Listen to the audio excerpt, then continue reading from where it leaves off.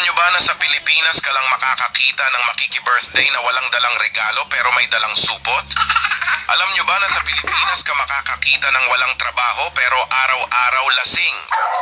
At alam nyo ba na sa Pilipinas ka makakakita ng mga babaeng nagpipills kahit nasa abroad ang mister?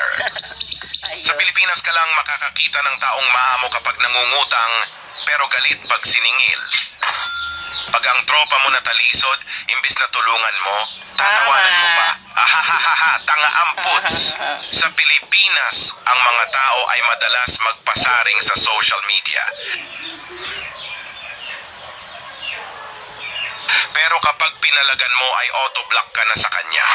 Sa Pilipinas, ang magkakamag-anak at magkakaibigan ay nag-aaway-away at nagtatakwilan dahil sa ipinaglalaban na kandidato.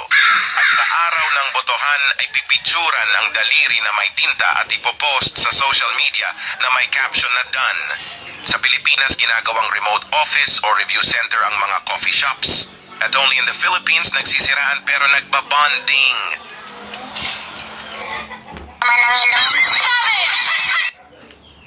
Dami kong problema. Hindi ka ba hihingi? Pineapple. Palagi daw